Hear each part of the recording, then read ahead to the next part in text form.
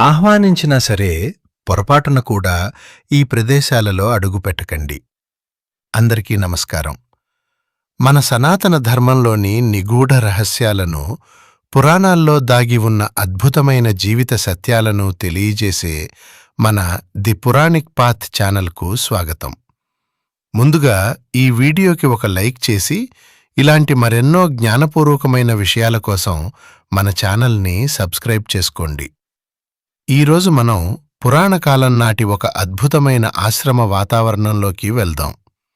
అక్కడ జీవితంలో ఎంతటివారైనా సరే, ఆఖరికి ప్రాణస్నేహితుడు పిలిచినా, స్వయంగా ఆహ్వానించినా సరే అస్సలు వెళ్ళకూడని ప్రదేశాలు ఏవి అనే ఒక గొప్ప ధర్మ సూక్ష్మాన్ని ఒక మహర్షి తన శిష్యులకు ఎలా వివరించారో ఇప్పుడు మనం ఈ వీడియోలో వివరంగా తెలుసుకుందాం.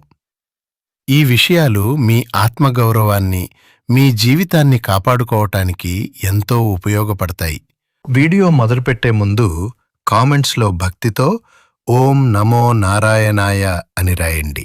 దట్టమైన అరణ్యంలో చుట్టూ ఎత్తైన పర్వతాలు, ప్రశాంతంగా పారుతున్న నదీ జలాలు, పక్షుల కిలకిలరావాలు మరియు వేదమంత్రాల ఘోషలతో ఎంతో పవిత్రంగా వెలుగొందుతోంది భరద్వాజ మహర్షి వారి ఆశ్రమం.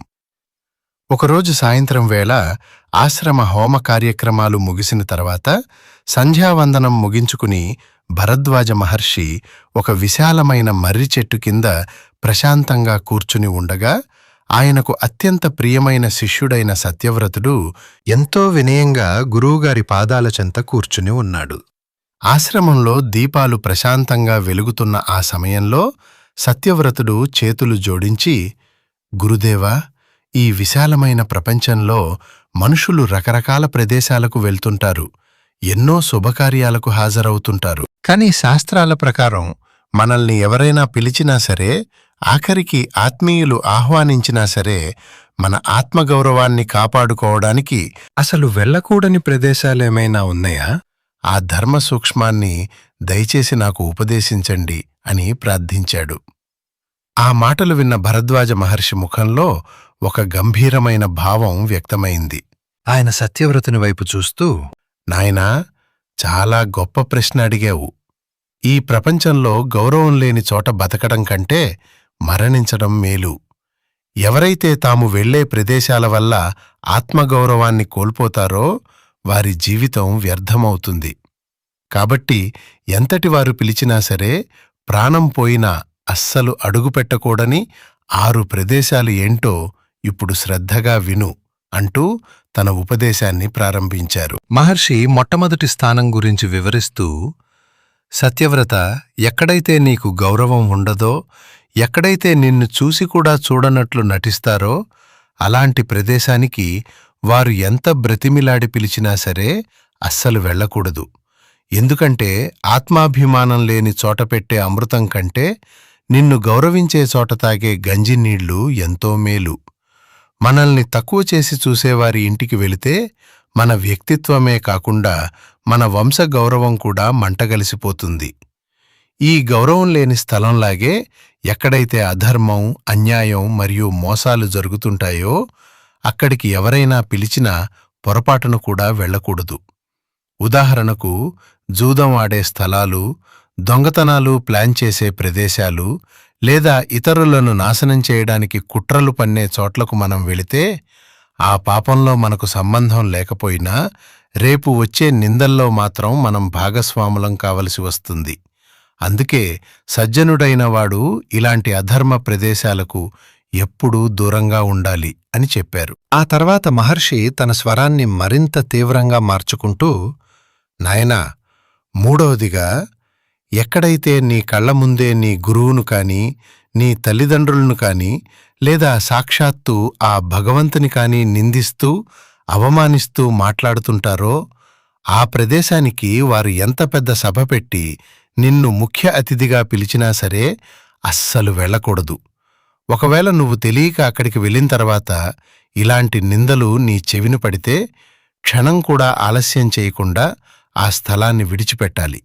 ఎందుకంటే గురు నింద, మాతృపితృ నింద, దైవ నింద జరిగే చోట కూర్చుని వినడం కూడా మహాపాపంతో సమానం.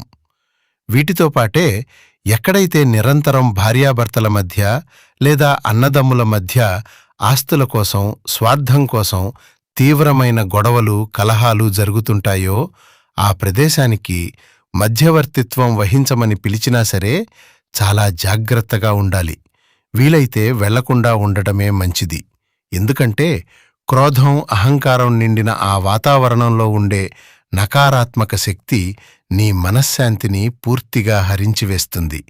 చివరకు ఆ గొడవ నీ నెత్తిన పడే ప్రమాదం కూడా ఉంది అని హెచ్చరించారు. మహర్షి ఇంకా కొనసాగిస్తూ, ఇక 5వది, మనల్ని పిలిచే వ్యక్తి మనసులో కుళ్ళు, కుతంత్రం పెట్టుకుని పైకి మాత్రం నవ్వుతూ ఎంతో మర్యాదగా ఆహ్వానిస్తుంటాడు. అలాంటి ఈర్ష్యాద్వేషాలు ఉన్న శత్రువుల ఇంటికి వారు ఎంత పెద్ద శుభకార్యం తలపెట్టి పిలిచినా సరే వెళ్ళకూడదు. ఎందుకంటే పగతో రగిలిపోయే మనసు ఉన్నవాడు ఏ క్షణంలోనైనా నీకు కీడు తలపెట్టవచ్చు. ఆఖరికి నువ్వు తినే ఆహారంలో విషం కలిపినా ఆశ్చర్యపోనక్కర్లేదు. కాబట్టి శత్రువుల ఆహ్వానాన్ని ఎప్పుడూ నమ్మకూడదు. చివరగా 6వ ప్రదేశం ఏమిటంటే, ఎక్కడైతే నీకంటే బలవంతులు, ధనవంతులు ఉండి నిన్ను కేవలం ఒక దాసుడిగా లేదా తక్కువ స్థాయి వ్యక్తిగా చూస్తూ తమ అహంకారాన్ని ప్రదర్శించటానికి నిన్ను పిలుస్తారో అక్కడికి అస్సలు వెళ్ళకూడదు. ధనబలం, అధికార బలం చూసుకుని విర్రవీగేవారి ముందు నువ్వు ఎంత వినయంగా ఉన్నా నిన్ను అవమానించటానికే ప్రయత్నిస్తారు. కాబట్టి మన స్థాయికి తగ్గ గౌరవం దక్కని ఏ ప్రదేశానికైనా వెళ్లడం ఆత్మహత్యతో సమానం అని మహర్షి ఎంతో గంభీరంగా ఉపదేశించారు. భరద్వాజ మహర్షి ఈ 6 విషయాలు చెప్పి తన ఉపదేశాన్ని ముగించగా శిష్యుడు సత్యవ్రతుని కళ్లలో ఒక కొత్త ఆలోచన, వివేకం కలిగిన ఆనందం స్పష్టంగా కనిపించింది. గురుదేవా, ఈరోజు నా ఆత్మగౌరవాన్ని ఎలా కాపాడుకోవాలో చాలా అద్భుతంగా చెప్పారు. జీవితంలో ఎక్కడ అడుగు పెట్టకూడదో తెలుసుకోవడం ఎంత ముఖ్యమో ఈరోజు నాకు అర్థమైంది అంటూ ఎంతో వినయంగా మహర్షి పాదాలకు నమస్కరించాడు. ఆశ్రమంలో రాత్రివేళ దీపాలు ప్రశాంతంగా వెలుగుతుండగా సత్యవ్రతుని హృదయంలో జ్ఞానదీపం మరింతగా ప్రకాశించింది. ఈ కథ విన్న తర్వాత మీకు కూడా అర్థమై ఉంటుంది కదా, మన జీవితంలో డబ్బు, ఆస్తి కంటే ఆత్మగౌరవం ఎంత ముఖ్యమో. మరి ఈ జ్ఞానపూర్వకమైన కథ మీకు నచ్చినట్లయితే దయచేసి ఈ వీడియోను లైక్ చేయండి, మీ బంధుమిత్రులకు షేర్ చేయండి. అలాగే మన ది పురాణిక్ పాత్ ఛానల్ను తప్పకుండా సబ్స్క్రైబ్ చేసుకోండి. చివరగా, మీ జీవితంలో ఎప్పుడైనా ఇలాంటి అవమానకరమైన ప్రదేశాలకు వెళ్ళి ఇబ్బంది పడ్డారా? లేదా ఈ 6 ప్రదేశాల గురించి మీ అభిప్రాయం ఏంటో కింద కామెంట్స్లో తప్పకుండా మాతో పంచుకోండి.